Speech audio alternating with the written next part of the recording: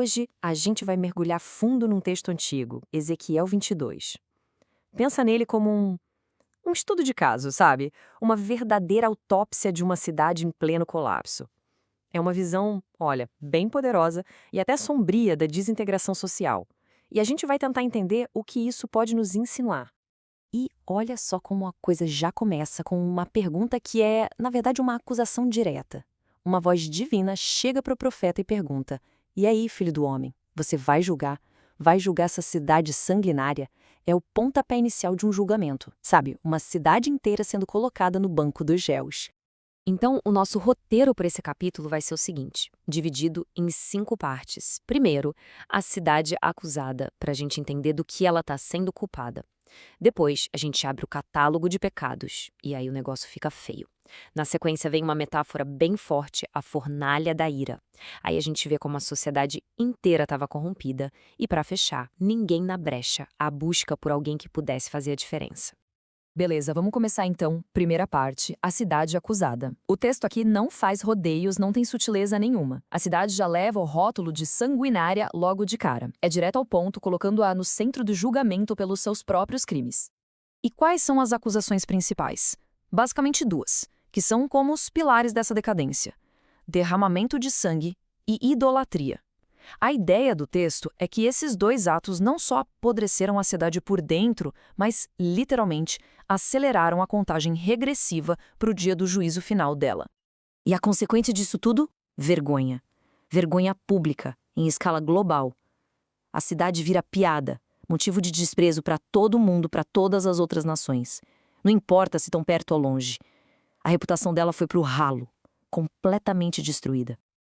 Ok, vamos para a segunda parte. Agora, o texto mergulha fundo e entrega o que a gente pode chamar de catálogo de pecados. É aqui que a gente vai ver os detalhes, sabe? As coisas mais sórdidas que mostram o quão fundo o buraco da corrupção realmente era. E o que essa lista mostra de um jeito tão impactante é que a podridão se espalhou por tudo, sabe? Não é um probleminha aqui ou ali. Lá no topo, os príncipes estão derramando sangue. Na base da sociedade, a família está ruindo. Os pais são desrespeitados. Os mais fracos, como os estrangeiros, os vulneráveis, são oprimidos sem dó. O que é sagrado é desprezado. Quem mente e aceita suborno se dá bem. A imoralidade sexual está por toda parte. A extorsão virou regra. E aí, para fechar com chave de ouro, vem a acusação que está na raiz de tudo. Mas de mim te esqueceste. É como se o esquecimento do pilar moral tivesse envenenado a árvore inteira, da raiz até a última folha.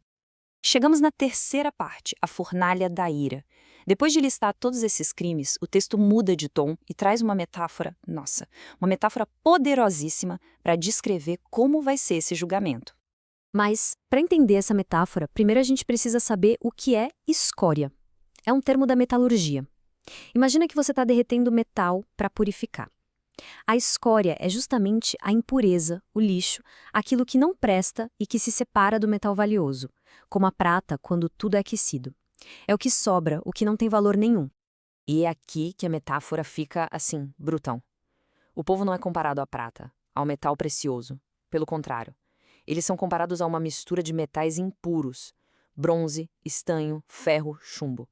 Ou seja, eles se tornaram a própria escória, o lixo que precisa ser removido. E o processo descrito é bem metódico e bem violento também. Olha só, passo 1, juntar todos esses metais impuros dentro da fornalha, que no caso é a própria cidade de Jerusalém. Passo 2, soprar o fogo da ira divina em cima deles. E, passo 3, derreter tudo junto num calor absurdo. A ideia é essa, uma purificação pelo fogo, um julgamento que vai queimar toda a impureza até não sobrar nada. Vamos para a quarta parte, a sociedade corrompida. Aqui o texto faz questão de deixar claro que o problema não é uma coisinha ou outra, sabe? Não são só algumas maçãs podres no cesto. A falha é no sistema todo. Atingiu todos os níveis da sociedade. Essa tabela aqui é basicamente um diagnóstico completo da falência do sistema. Dá uma olhada. Cada pilar da sociedade está podre. Os príncipes viraram lobos vorazes, movidos por ganância e derramando sangue. Os sacerdotes, que deveriam proteger o que é sagrado, são os primeiros a violar a lei e a não fazer distinção nenhuma. Os profetas, que deveriam ser a voz da verdade, são como leões rugindo, mentindo e devorando almas. E o povo? O povo copia os líderes, oprimindo, roubando, violentando os pobres. A conclusão é assustadora. Ninguém escapa. A corrupção é geral. E tudo isso nos leva ao clímax, que é bem trágico, na verdade. A quinta e última parte, ninguém na brecha. Depois de pintar esse quadro de corrupção total, o texto descreve uma busca desesperada. E no meio desse caos todo, uma última pergunta é lançada no ar. Quase como um último fio de esperança, sabe?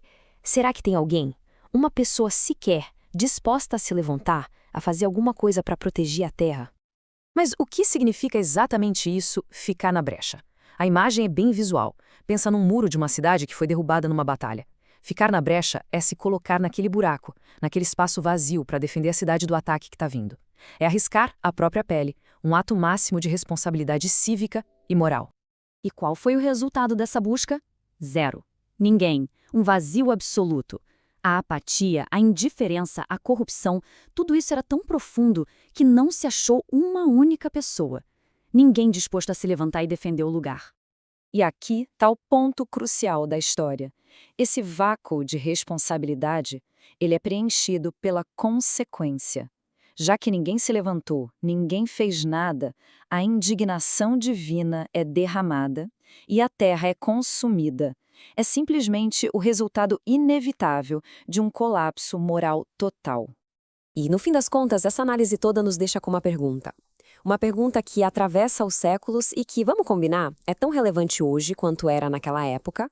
O que acontece com uma sociedade, com uma comunidade ou até com uma nação inteira quando ninguém mais quer ficar na brecha?